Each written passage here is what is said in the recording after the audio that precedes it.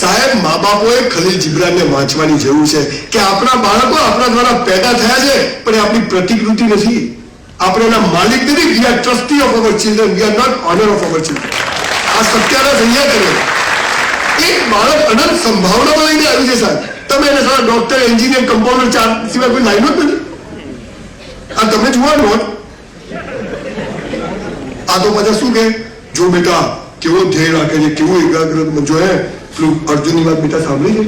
વૃક્ષ ના દેખાવું જોઈએ, પક્ષી ના દેખાવું જોઈએ, કીકી ના આંખ દેખાવી ના જોઈએ, માત્ર કીકી દેખાવી જોઈએ. સ્પષ્ટ ધ્યેય. અલા પણ હું અર્જુન તો હોવો જોઈએ. મને ક્યાંથી દેખાય?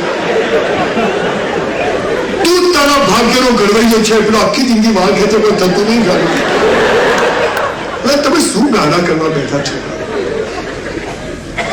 એકદમ થર્ડ ક્લાસ. બેટા સાચું બોલવાનું, જુઠ્ઠું નહીં બોલવાનું. સ્કૂલમાં શિક્ષકો શીખવાડે બેટા સાચું બોલવાનું. લેસન કર્યા વગર ગયા હો અને તમે એમ કહો કે રખડ વાગ્યો તો ધોલાઈ કરે જ નહીં. પણ તમે એમ કહો સાહેબ ઝાડા થઈ ગયા, આ ઘેર જતા. આપણે શું ને જુઠ્ઠું જ બોલો એનો જ ફાયદો છે. આ તમને ટ્રેનિંગ આપી. હમણાં હું પૂના ગયો તો પૂના એક બોર્ડ મારેલું હતું, ગરીબ કી સેવા પ્રભુ કી સેવા.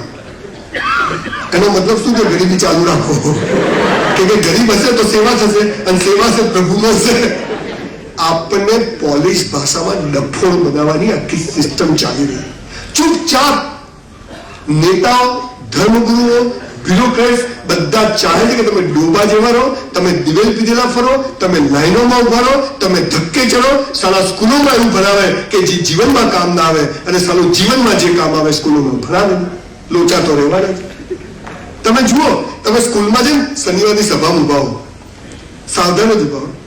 સાવધાન સાવધાન જ છું કે પછી કે વિશ્રામ, પછી કે સાવધાન. એટલે તો હું પહેલા નતો, હું પહેલા સાવધાન હતો.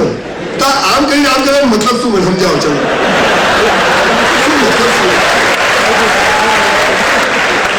પછી કે ડાય મૂડ, પછી કે પાય મૂડ. એટલે હું સીધો ઉભો, તને તકલીફ છે? તમને ખબર નથી આ શું શીખવાડે છે? ખબર છે? તમે ગુલામ હતા, તમારે ગુલામની જેમ ઓર્ડર લેતા શીખવાનું છે, ઓર્ડર આપતા શીખવાનું નથી. આ ટ્રેનિંગ છે. આપણે ગુલામ હતા, તારે નોકરી કરવાની છે, તારે હા સાહેબ જી સાહેબ કરવાનું છે. એટલે તમે લગ્નમાં સાવધાન વિશ્રામ કરો, કોઈ મરી જાય કરો, ઇન્ટરવ્યુ કરો, તો શેના માટે શીખવાનું? કામનું ના હોય જ શીખવાનું.